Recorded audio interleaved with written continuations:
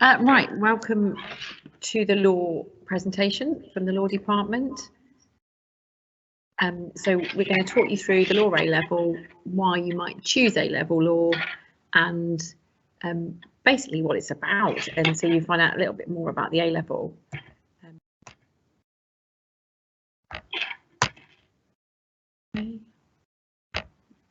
That's my PowerPoint.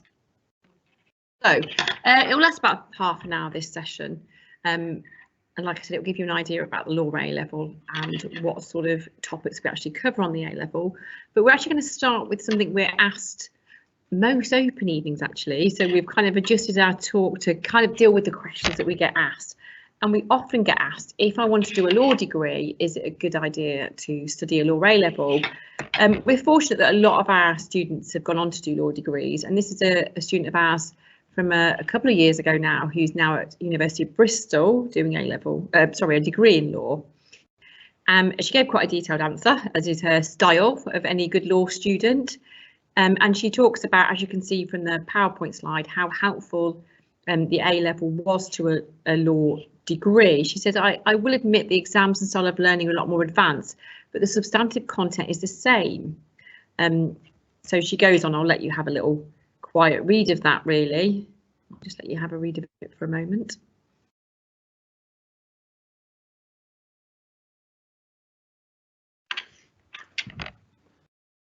And then you'll see that in the blue comment that we've highlighted, she's noticed that lots of people on her law degree at the University of Bristol have got a background in law. She said other A-levels are quite common, like English, politics, history, but the law A-level is not uncommon. So it is a question, for whatever reason, we still get asked, and quite regularly. So we thought it was quite a nice one to deal with. And obviously Bristol University has got a fantastic reputation for law. It's definitely, it's probably up there in the top 5 for universities for law. So that's a nice recommendation for the law A-level. Our exam boards deal with sort of the drier stuff is AQA, but it's kind of nice to know. Some of you will already be familiar with AQA, and it's split into 4 sections, as you can see, which is English legal system, criminal law, something called tort law, T-O-R-T, which is civil law, and then contract, which is also an area of civil law, actually, but it's also a topic in itself on the A-level. So it's really varied, and that's what a lot of our students say. They like the fact that you do some crime, and then, you know, another term later you might be looking at the law relating to negligence, and then in the second year, I mean, we revisit things like crime, but we're also then adding in contracts. So it is very varied and appeals therefore to all kinds of interests. It is 100% examination, so there's 3 exams at the end of 2 years, and that's the exams summarised, so paper 1, paper 2 and paper 3 or paper 4, depending on which one we choose. And for us it's actually contract law, so it is just, I say just 3 exams, but yes, it's all examined. What's great about AQA is they have a variety of styles of question. They have multiple choice questions, short questions, and then they build to extended answer questions, sort of essay style questions. So again, that suits it's when we talk about building your skills in law. So we start to give you bits of information, obviously, when you start, and those bits of information gradually form and like a jigsaw that kind of fits together for the longer essay questions. And we're very kind of good at picking apart the questions, so you know which bit the exam board are after, and you'll be well practiced in how to answer the questions by the end of the 2 years. But you do need to be able to write coherently and sort of essay style answers towards the end, but we will also teach you those skills, and that's something we're obviously here to do. A little bit more detail about the 4 sort of units. English legal system, you've got a nice picture of the well, an old picture actually now of the Supreme Court justices, because we've got a female, Lady Hale, sitting amongst them on the photograph, and I think she's no longer there now. But the structure of the legal system, so the court structure, what solicitors, what barristers do, how we make laws, what does a judge do, how you might appeal a case. So the kind of background stuff that, again, is very useful, so you understand how the legal system works.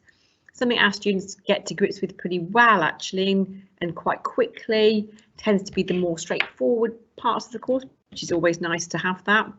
And yeah, it's like the background information to how the law functions really in this country.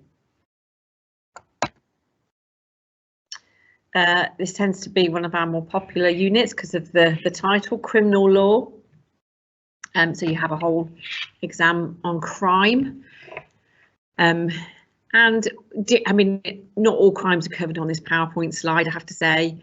You've got some highlighted, so different types of harm that is caused to people, from actual bodily harm to grievous bodily harm, and what the law, how the law defines these offences, and how would you prove that offence has been committed by somebody.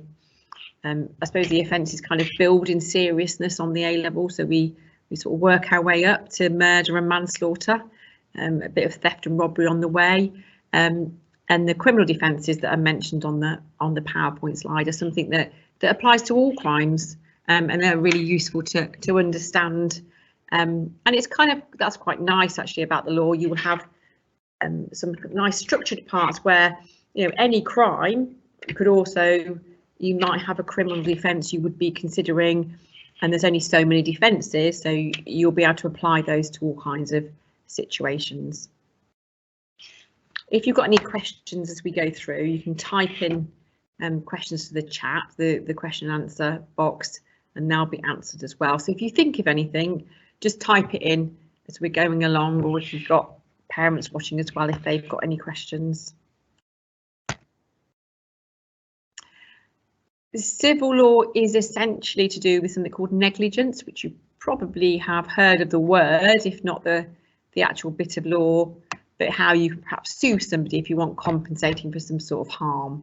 If someone's behaved towards you as they would normally behave and you've been injured as a result, but it's not a crime, but someone might want to sue somebody. And there's all kinds of negligent acts which we learn about, and they get very varied and very interesting, and fortunately actually in society more common than crime, so actually perhaps a bit more practical sometimes, but good, nice, interesting sort of technical bits of law. And like the student that is now doing a law degree said, it's kind of the sort of the cornerstone of the foundation of law, which can be built on later on if you go into a legal career. But essentially words like compensation you might have heard of, and how someone claims and sues somebody for a bit of compensation. I do might be going a bit fast actually for the PowerPoint, so I'm going to make sure I slow down so you can actually read the information. Contract I mentioned briefly at the start. I've put some examples of sort of things you would know about after you've studied contract. So what's the difference between a contract and an informal agreement? You know, could you enforce an informal agreement, or do you have to have a contract? If someone doesn't carry out their part of the contract, what could you do about it? So you're kind of giving advice on the law A level, and when you're answering the questions on the paper, so you'll have a problem question. I'll show you an example in a minute, and you're trying to advise the person in the question, drawing on all your legal knowledge. Things like consumer rights usually sparks a bit of interest, so people you know your rights. Things about exclusion clauses. Again, exclusion is a word you might be familiar with, but obviously not necessarily the word exclusion clause. How someone tries to get out of, if they've breached a contract, can they sort of minimise whether they could be sued, for example, someone can claim against them. And if someone's been pressurised to enter into the contract, what can they do? So interesting questions really, and by the end of it you'll know not only the answer to these questions but how you would go about it with sort of technical legal information. So here's an example of a little 5-mark crime question. I'm not expecting you to know the answer. I think it's just nice to see a bit of an exam paper and have a look at a question. And the sort of thing you will get, obviously you will not know the answer at all, but I'll give you a moment to have a little read so you can see what sort of things you get on the crime paper.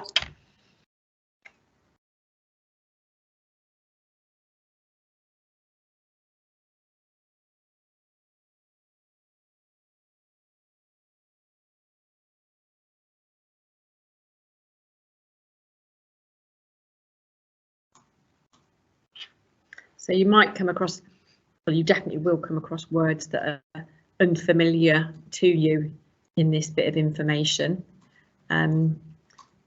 The exam board want you to suggest why she didn't commit a certain type of crime. Like, obviously you don't know about that crime yet, but it's kind of just showing you sort of how they ask the questions, and this is the sort of thing you'll be able to answer in a relatively short period of time. Actually, this type of question. Our year 12s have just done this bit of law and are feeling quite nice and confident with what happens in this situation. And actually, you can see from the question, they sort of hint at the answer, but you've got to be able to back up the answer with some really good law and be able to quote the law. So you have to quote an Act of Parliament, you have to quote a case, which is a case is something that's gone to court and a judgment's been made. So you have to quote sort of what happened in that case and be able to discuss it and apply it to this particular question. This is an example of a civil law question. Again, it will have lots of things that you're not sure about, but you'll be able to read the scenario and you can get a feel for the sort of questions you get. So you can have a read the scenario and get the kind of problems they give you. And again, if that makes you think, oh, that's quite interesting, then it could be a good A level for you to think of doing. So I'll let you have a little read of this one.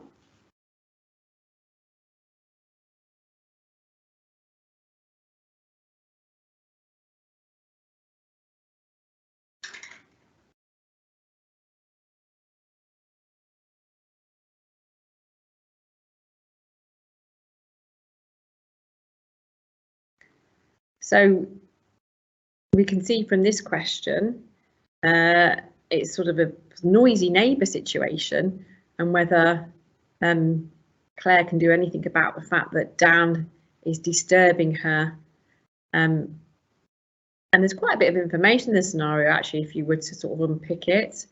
When she complains, he begins to weld a bit more, and also the estate agent hadn't told her about the welding business next door. And again, that's something you would obviously learn about, this particular bit of civil law, and you'll learn the rules of it, and you'll find out if there are rules relating to whether the estate agent should have advised her or not, and what if he's now seeming to sort of aggravate the situation, make the situation worse by welding a bit more on a Friday. You know, is there anything that will make her claim a bit easier? It's a civil law situation, so it's not a crime, but it means she might be able to go to court and ask for an order for him to stop making the noise. That's what she would be after, because compensation money wouldn't do anything for her. But she might be able to get the court to say, come on, Dan, you need to stop making that noise. And again, it's something you will relatively quickly after maybe not quite quickly, I think when we do it, but you will be able to look at that question by the end of the course and know exactly what you're doing with that information and how you're going to answer this question. And then the final paper we mentioned, which is the contract law paper. And again, like it says in the PowerPoint, you'll be asked to use your contract law knowledge to advise on these types of questions. Another 10-mark question for you to have a look at. Again, all you can do right now is read the scenario to get a feel with this sort of thing, knowing that obviously we will teach you the law involved. But you can see it's quite a practical little question. So I'll let you have a read.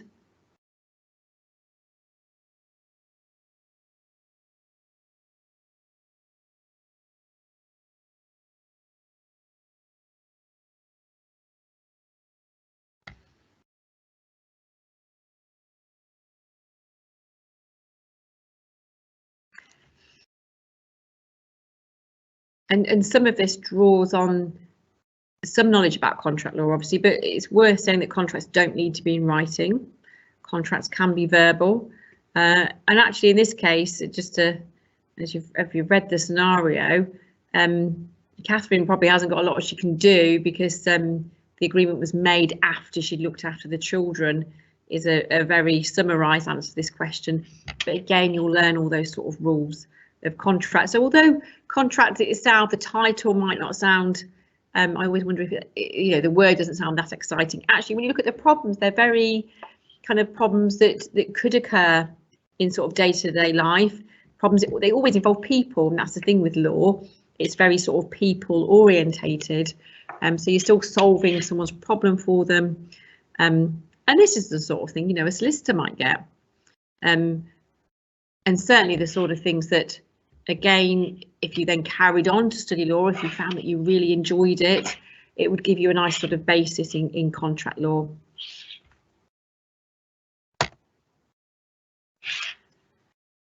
I think it's really important to know how we teach it, because that's going to be important to all of you. So we have work booklets for each topic that keeps on track of your notes. So it's easier for you to revise, it's easier for you to be organised. I mean, you do need to be organised, but we'll make it as organised as we can for you. We have textbooks in college, so you don't need to buy a textbook. We like our students to take part in the lessons as much as we can. We have good discussions in lessons.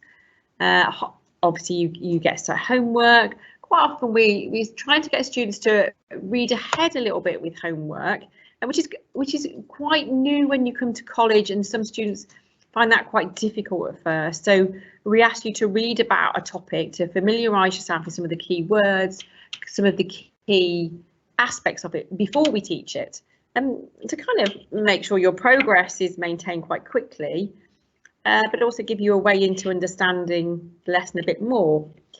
So that's something we do try and do. It takes a while to kind of get used to that, but it is about being independent and reading the information ahead of the lesson that we provide for you, so that we can, as we've got here, we discuss and debate cases and legal rules.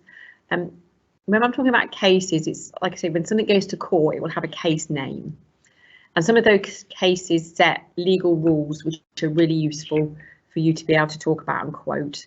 There's some famous cases to do with negligence and all kinds of, well, for example, murder. The crime itself is just in case law. So cases that have gone before have drawn up the rules that relate to murder. So you need to quote those case names. Try and keep up to date with any law news. Law does change, not quickly, but does change but it can change over time, and new laws can come around. You're taught by teachers that have expertise in law. I mean, that's the real benefit of coming to this college, actually, because we're subject specialists. So I think that's a really real benefit of choosing here to study law, and we get good results because of all those things. So hopefully you'll kind of be reassured you're coming to a course that's well organised and well run and delivered to a high standard. Right, here's a conversation with a student that was recorded about her study skills. Young lady called Mia. I'm just going to play the conversation.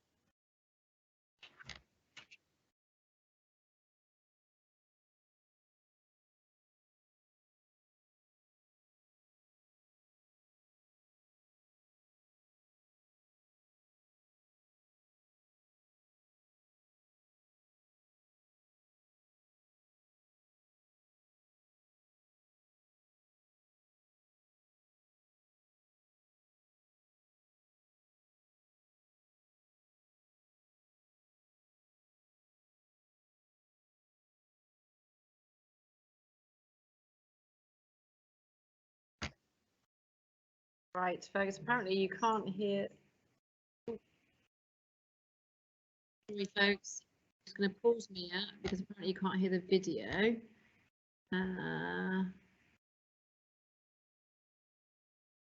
Right, I can't.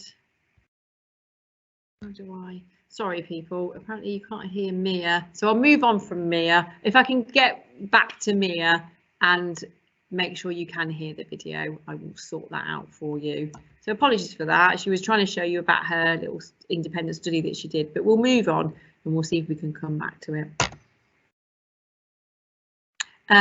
Course requirements, general college entry requirements, 2 GCSEs at grade 6 or above, and your further 3 at grade 4 or above. You have to have a 4 in English and maths just to come to the college to do A levels generally anyway. So there's no higher requirements for A-level law. You know, you need to think about some of the skills it takes. So there is some extended writing, there's ability to form a nice coherent argument, back up what you're saying, be quite sort of logical with your reasoning. Like any A level, you do need quite a good memory for information, but that's, you'll be finding that at GCSE at the minute as well. So you need to, you know, there's quite a lot of information to remember because obviously it's exams at the end. But there are lots of marks available for how, once you know the law, how well you apply it, how well you discuss it, how fluent you are with your arguments, how well you build your discussions and back up what you're saying, which is a fantastic skill to acquire. So if you think you've got those sort of fundamentals of skills, we will build them with you as you study with the A level with us. And they're all skills that are also really useful later in life as well. You don't have to do a degree, and you might not want to do a law degree. It's obviously another A level, along with any A level. That's the other question we get asked quite a lot. You know, people think because it's a law and it leads to a profession that you only do the law A level if you want to be a solicitor or a barrister. But actually, no, it's just another A level that is really interesting. So if you're interested in this sort of thing, you don't have to then do a law degree. You know, it will just get you. You know, it's an A level, you can hopefully get a really good grade in, along with, like, you know, like a history A level or an English A level or a science A level or whatever else you're doing. It goes really well actually with all kinds of A levels. I think some of our business students quite like a law A level as well, but then we've got our, you know, psychology, criminology students quite often pick law A level because it goes really nicely with that. Sociology, you know, understanding about society. And they do a bit of sort of crime and deviance on their A level, and obviously we do a bit of crime on law. History has similar skills. We've got a lot of students that also do history and some of the humanities along with law. But honestly, there's all kinds of reasons when you come to the classroom, you'll have all kinds of things go, you know, all kinds of other A levels being done by students. And it's thinking about, well, does this A level interest me? You know, does the content interest me? And if it interests you, you'll probably do really well at it. We've gone back to, this is our A-level student in case you missed the bit at the start, a previous student, like I said, who's now at the University of Bristol, and sort of gone full circle really to looking at, you know, possible degrees and how useful she's found having the A-level in law. And that she's noticed that lots of people on her course also have some previous law experience. I should actually mention there is also, I've got here, you can do an apprenticeship, a legal apprenticeship. So you don't have to, if you want to be a solicitor, then you don't actually have to go down the law degree. Well, you still need to get a law degree, but you can go to a firm where you would work for that legal firm as well as training at the same time. So you actually get paid a bit as well whilst you're studying. So that's the other option. Okay, so now it's over to you to type any last questions into the chat. I think we've got 5 minutes left of the session. Whilst you're doing that, I might have a look at the video to see if I can get it to play. But I'll mute me for a moment and then you can type any questions you've got into the chat, but I'll have a look at that video.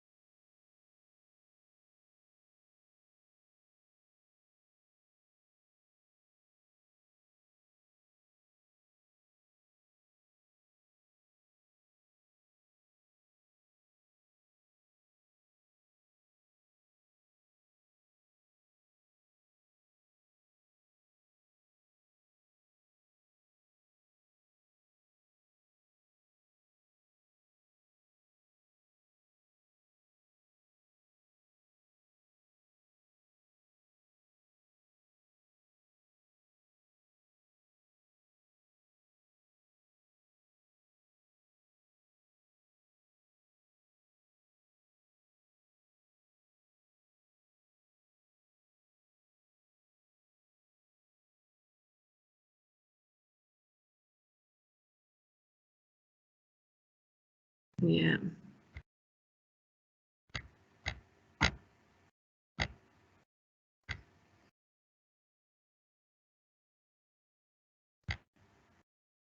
Right, I think it looks like we're done for questions. Apologies again about the video. I was having a quick look, but I think we're going to run out. By the time I get it to work, we'll have run out of time, and you'll have other A levels you need to find out about. So yeah, if you haven't got any more questions, that's it for our session.